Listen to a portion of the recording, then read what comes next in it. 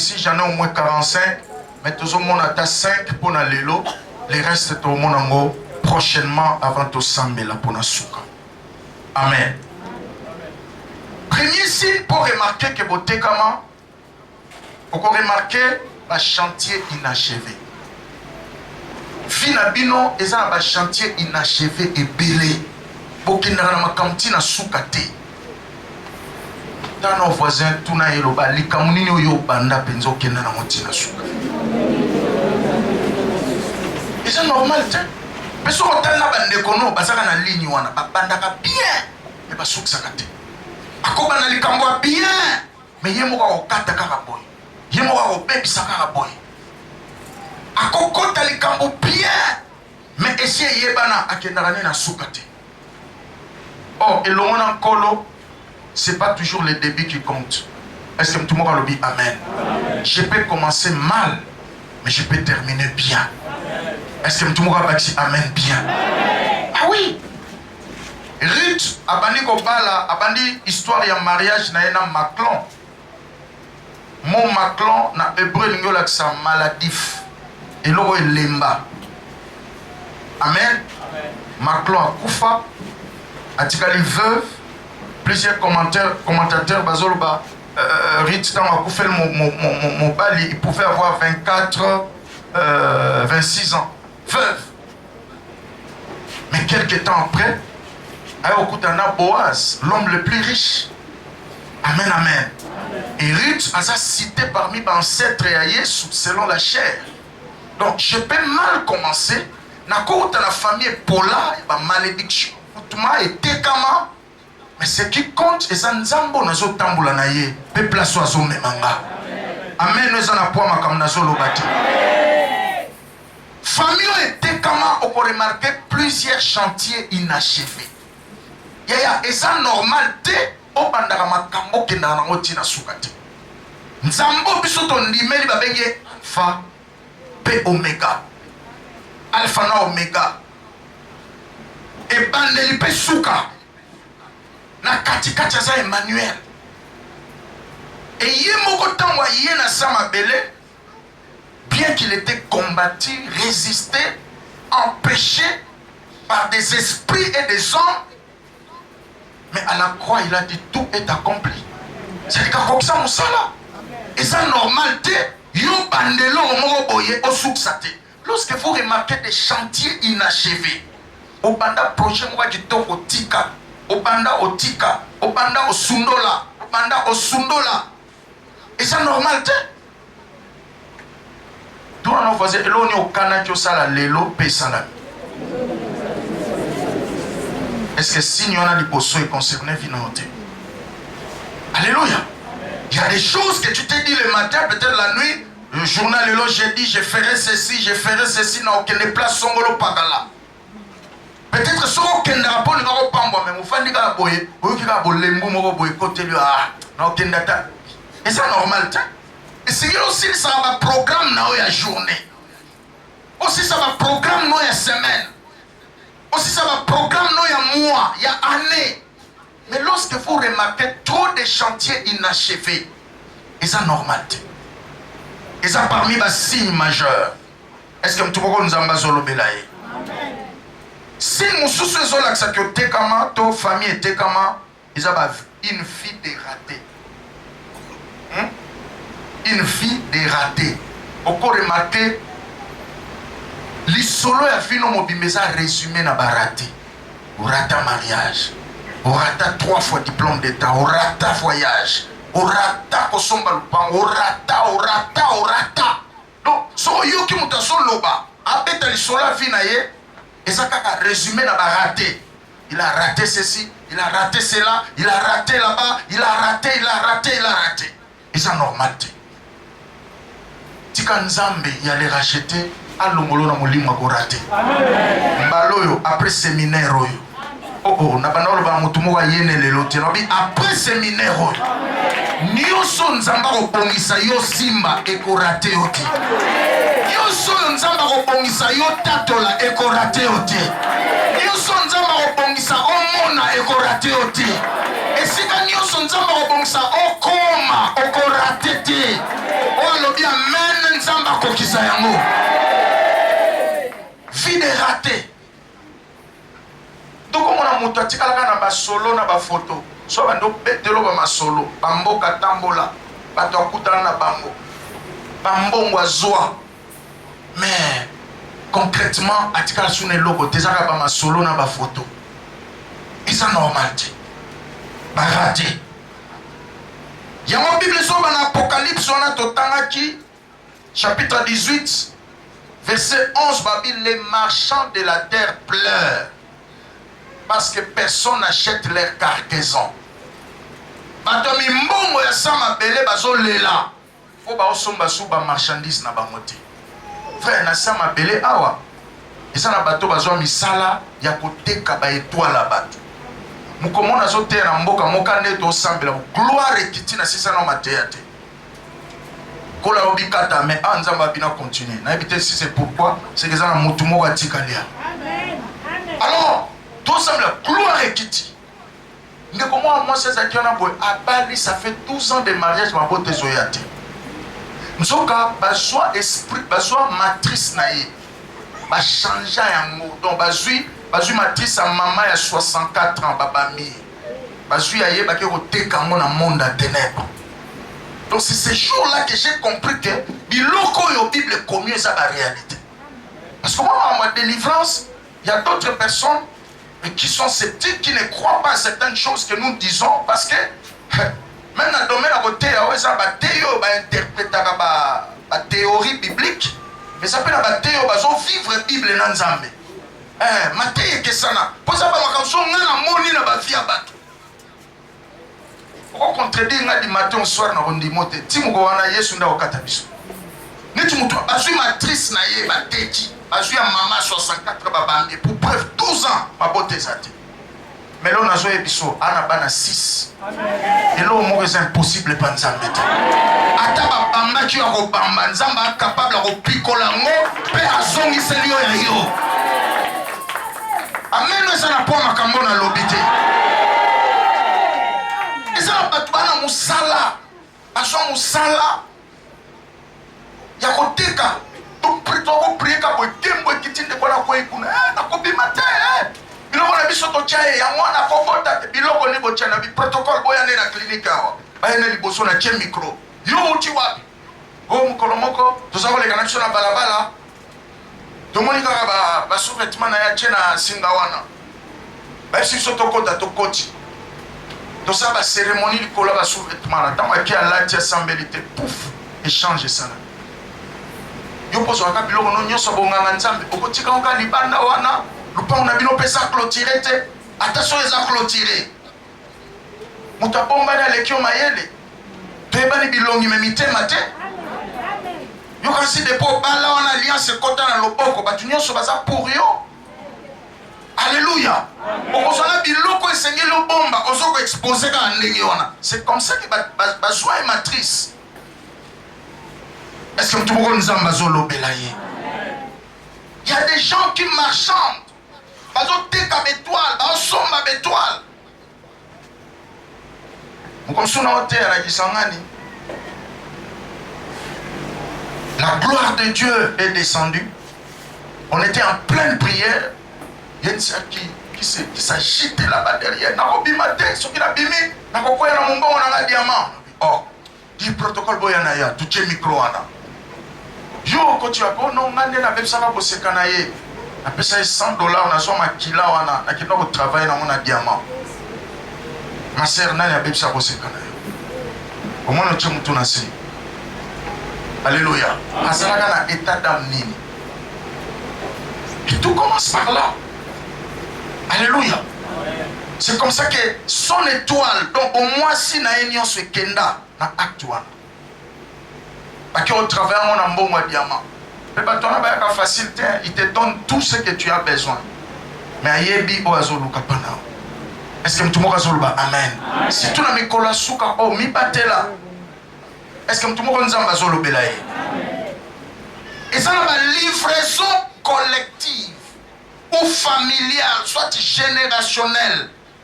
Batunio so batekami. Et ça peut livraison individuelle. to particulière. Aponika mitu ya batu moko ale bamonde bakotikala. Batu nyonso bakende.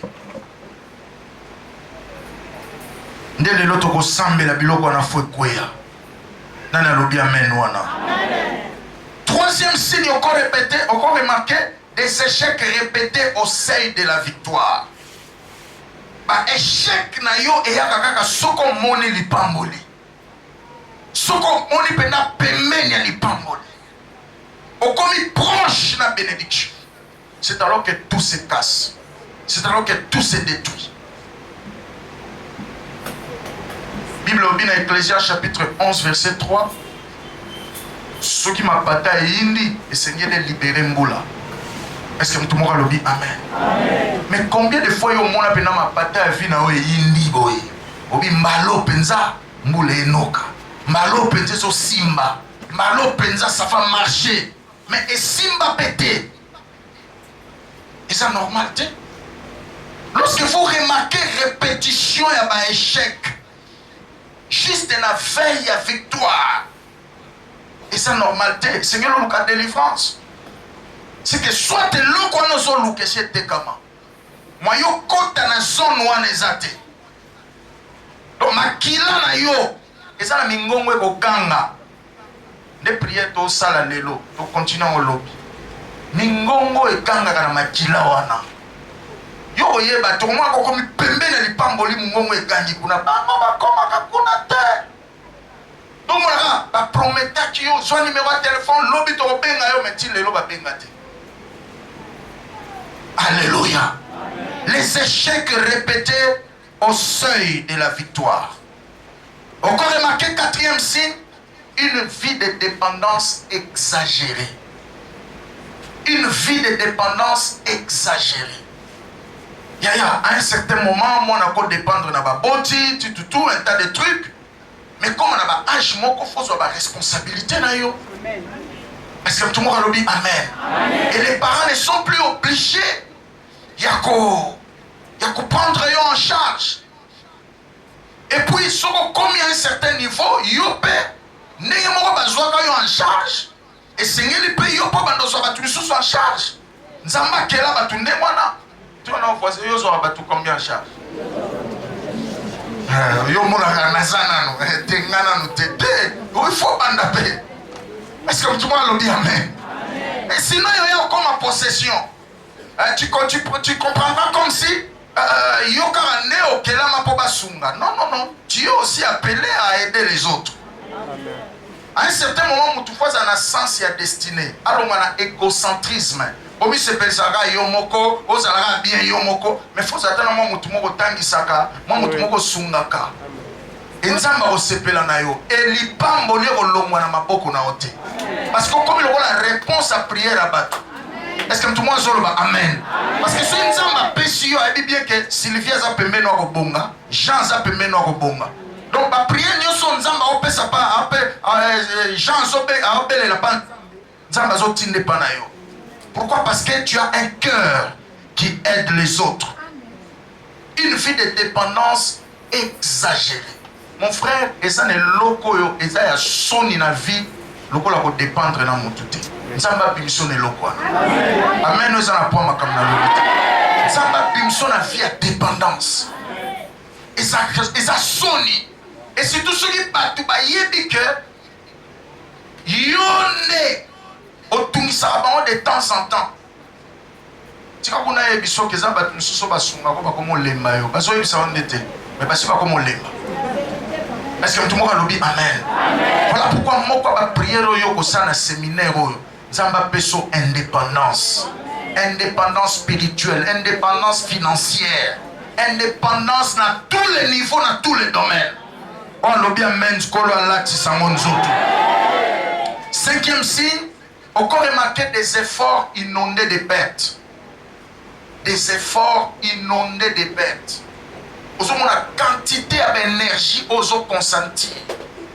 Quantité d'énergie, n'attend aux eaux qu'on investit dans un domaine.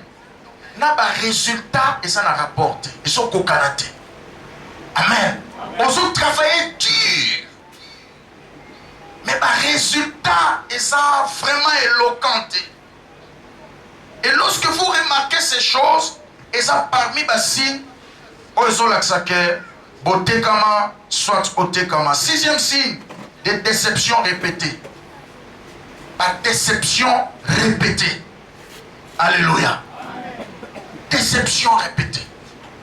N'a-t-il qu'à un certain moment, déception est normal parce que c'est parmi les mots qui marchent avec des champions. Nous soit Bengamia qui Moussika, on a la grande destinée. Un jour, on a la déçu. Un jour, on a la trahi. L'échec, la déception et la trahison, ce sont des mots d'ordre qui marchent avec des champions. Amen. Mais ce qui est comme exagéré, on a 22 ans, 64 déceptions dans le domaine du mariage. Si vous avez ça 25 ans, il y a tout le monde. André Aya et Simbate, Philippe Aya et Simbate, Jean, Pierre, les disciples, nous sommes Yesu. Najida! Alors, tout ça, c'est comme il faut payer au Kanda. Est-ce que tout le monde est sur le Amen? Pas tout le monde est sur le Amen. Mais il faut comprendre les autres. Le quoi tu veux comprendre, c'est Nzambe qui comprendre. Amen, nous en avons. Un autre signe, je suis en train de chuter vers la fin. Septième signe, une vie de contradiction. Qu'est-ce que j'appelle une vie de contradiction? Donc, on vivre makambo zoboya. Makambo zolingate ya monde zoya. Ozolinga ezoyate. Lorsque vous remarquez ça, et ça parmi les signes ezolaksa, que bote kama, soit yomo te kama, ou bien famille te kama. Apôtre Paul aloba na Romains 7 alobi, à partir de 15, ma belle na zoboya ya monde zoya kaka. Mais ma malamo na zolinga ezoyate. Na zo sentir na nzoto na ngalo kwa na ba force moko boye. Ils ont empêché, ils ont même un sens contraire, sans son alingité. Il y a des gens qui sont comme ça. À quoi le bambalo na tiki, mais à tika raté. Il y a un voisin, au sol le bimbalo tiki combien de fois? T'as 50 fois. Ça me dit ça un balo peut na tiki. Mais bambala souka na ko comme ataba 72. Ça me balo peut na bala souka na tiki na tiki na tiki. Mais tu reviens toujours dedans. Donc il y a des forces qui sont plus fortes que toi, comme des forces silencieuses qui travaillent contre votre destinée. Donc sous la 10e, 8e signe, des mauvais songes qui s'accomplissent et des cauchemars de toutes sortes. Et ça parmi les signes majeurs, il y a sorcellerie inconsciente. Comme sous le pasteur Obenanga, dans le sur la sorcellerie et ses œuvres, vous allez comprendre cela. Parmi les signes majeurs, il y a qui ndoki, inconscient, exactement au lot de la noto ya mabe, peso koksama nengewan. Au lot tu muto akufi pe akufi pe. Au lot tu muto sali accident, asali pas accident. Au lot tu muto alongwe musala, alongwe pe musala. Donc yo bandoto a bien koksama rateka, bandoto mabe. Son loteli muto mabe ozo sepela be ha. Na bandoto na ngai ratakate. C'est na loti muto akufa kufa. Ah oui, je te dis. Et ça parmi les signes majeurs à sorcellerie inconsciente. Au moins, on Nzambe, par mon limo, pour aussi la mode délivrance, c'est le reconnaître. On dit que ça bon. Et Satan a aussi la tout on dit maté. Au moins, on a l'objet c'est qui? Est-ce que tout le monde s'en va sur le bélaï? Na l'objet que mutunyo soit l'autre abandoto ma beko ksami azando kité. Na bi que ce qui yo ya malamu lotaka te yo kaka soko loti ya mabe fo kokisaka kaka mabe ndenge wana eza malamu te. Nakandaka ministère na mama moko azalaki lemo azako lota ndoto moko régulièrement soka loti ndoto bazobeta bale balati Evarez numéro 10 soki kaka dribblé à début fo moto akufa na famille. Voyez, il y a ezala ibongo.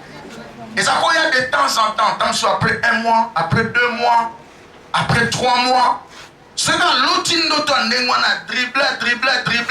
dribblé, à Tchépi, il faut monter à la famille.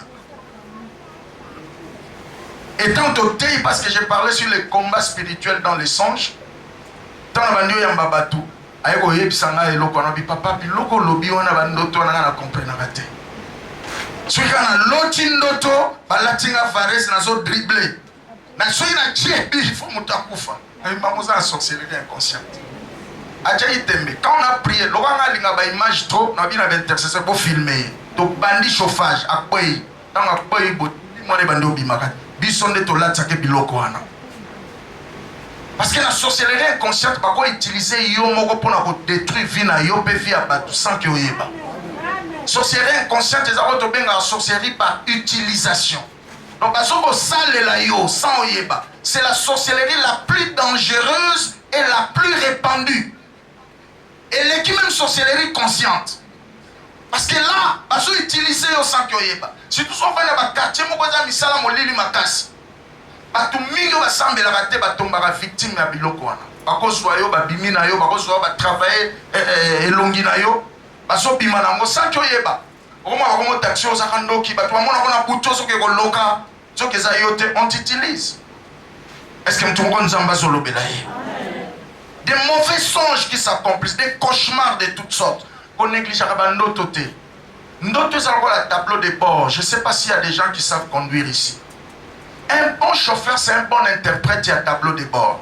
Parce que tableau de bord, c'est l'action vitesse, c'est rouler dans l'eau. Et l'action, c'est portière, c'est kangamite.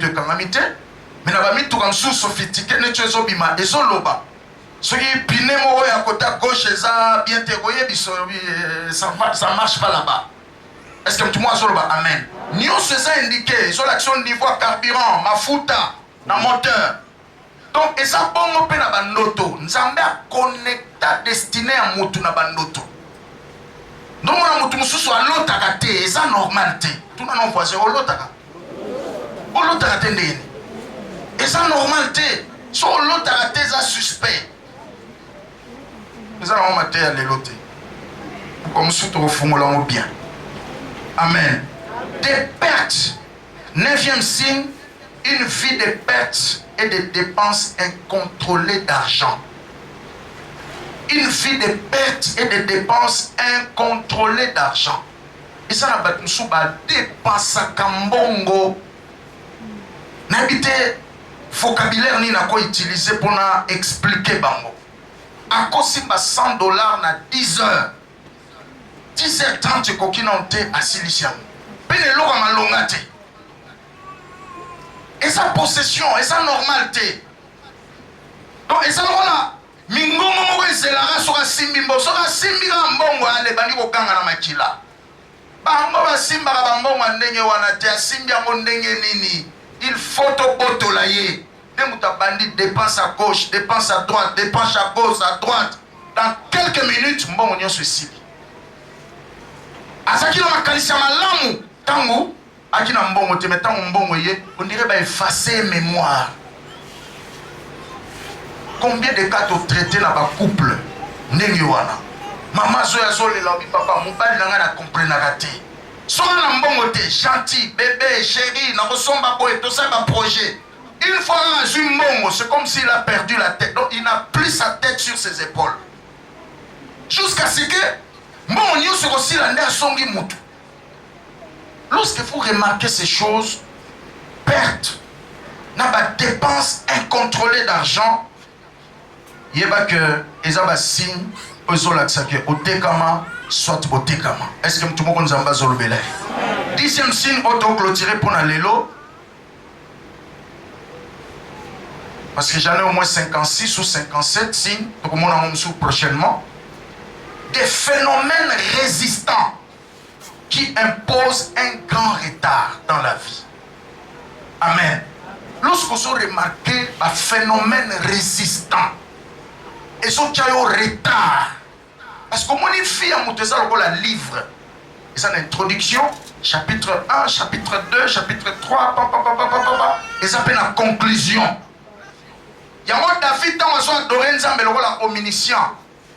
Dans mon ya psaume 139, verset 15, 16, 17. Alors, pendant que j'étais une masse informe dans le ventre de ma mère, tu me connaissais.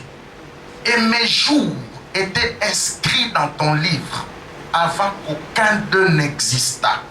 Donc avant, oh ya na sama bele a, vie na ezaki lokola livre liboso nzambe.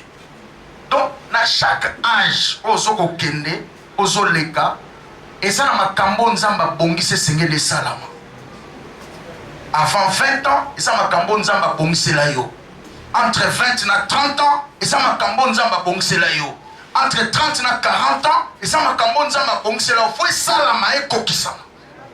Entre 40 na 50 ans, entre 50 na 60 ans. Donc, nombre de jours non na sama belé eza groupé na ba séquence. Na séquence X na séquence Y, n'est-ce pas soit les makambo nzamba bongisa faut salama. Si vous comprenez la réalité, on a été, Satan a retiré au retard. Amen, amen.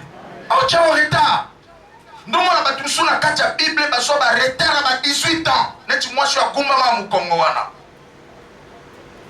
18 ans, il y a retard. Et quand il y a un chef de synagogue va fâché. Quand on est né, il est fâché. Mais comment? Moi, je suis des mots écangés depuis 18 ans. Depuis 18 ans. Or, en Israël, entre 15 et 20 ans. Mais il y a déjà 18 ans, imaginez où tu as autant de boy. Nani romonaï, pour balaï. Nani romonaï. Alléluia. Nani romonaï. Donc c'était une fille malheureuse. Et pourtant c'était une fille d'Abraham. Il y a un peu de Yesu Kanda. Nabi Yesu a eu Kanda situation mutumore umelia. Asili sawata na poko lelo. Amen esa na po makamna lobate. Na baki susu Yesu a eu Kanda. Pourquoi Yesu balate? Yesu a eu Kanda.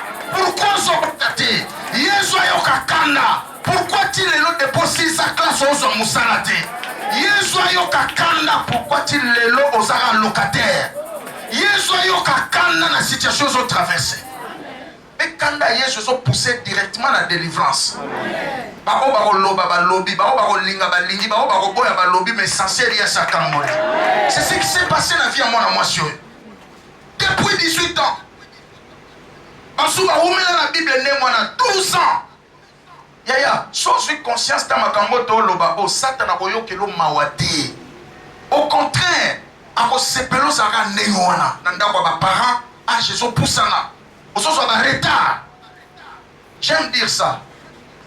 Dieu peut te pardonner, les hommes peuvent te pardonner, mais l'âge ne pardonne pas.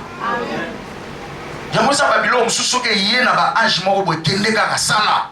Oyebite lobby. Na bi ndeko mwasi moko boy papa na kala 19 ans ngo bala. Oh non, moi na nga fatanga nanu a bloqué tina licence français comme belé mi bali bazoya bazokima. Il y a des choses qui ne reviennent pas deux fois. Est-ce que tout le monde a dit amen ou non? Ce qui est ça là, tu ne sais pas ce qui va arriver demain. Nzamba briser ba retard dans la vie na yo. Na banoko ba nzamba briser cycle wana ba retard. Ça va tout retard na classe, retard na kobala, retard na kosala famille, retard. Donc on a vie à famille mobimeza résumé na ba retard. Tout on voici on ba na famille na bino bato bala mingi na âge. La réponse les a yébanité, la femme est yébanité, et c'est normal, et ça va âge moro faut mouton ça déjà pas naïe, et ça va âge moro boyé, mouton faut déjà à la responsable la fille naïe. Il y a des choses où sont comme moi normal, nous allons changer en côté. Et c'est il est personne quand on le trop c'est trop. Bible dit dans Genèse 14 verset 4, bah tout le monde va dominer pendant un temps, 12 ans, la 13e année, Tomboka. Babi, trop c'est trop. Est-ce que tu peux dire amen bien? Amen. Na pourquoi les autres n'y sont sans là? Prière à ce que tu as dans ma kila. Mingongo ganga dans ma kila ya famille. Chaque fois que tu as na libakwa malamu, yo ba opportunité kutana nango. Mais les autres sont na vie oté. Ba tunsu ba kutana na ba mabaku neti ya yo ba kenda ba mata ba bonga. Lelo ba osala makambo susu. Mais yo ti lelo so bundana no poso biloko yo ba toi génération no ba bosana. Et ça normalité. Tomba lo boka mbalo ba kolo Yesu. Na poko lelo. Yo kila mawa. makambo na yoki awa esila pe na vie na nga, esila pe na vie na nga au nom de. Et ça normal te. Et ça va tout ça ba mata. Obi moto soki ba teki. C'est par là que je termine. Soki ba teki moto. Ce n'est du téléphone na teki yango. Moto resomba on faut utiliser yango. Amen. Et pour pouvoir utiliser yango au maximum. Moto nyonso so ba sombelo connaît, il faut utiliser yango au maximum. Qui profite à ta vie. Des questions là, ils ont même besoin de prière. Mais tout na yo question là. Nani a profité ka likolo vina yo. Yo zo bunda, ozo sambela, ozo koluka mbongo, ozo mi bongisa, mais ça na batu sou bazo tirer profit. Tombo lo boka mbali pendant que ozo telema. Loba na kombo na Yesu. Te ozo telema pe loba na kombo na Yesu. Baksela ko lima loba na kombo na Yesu. Loba sko bien loba na kombo na Yesu. Mutu nyonso oya mata ayebana azwa mbongo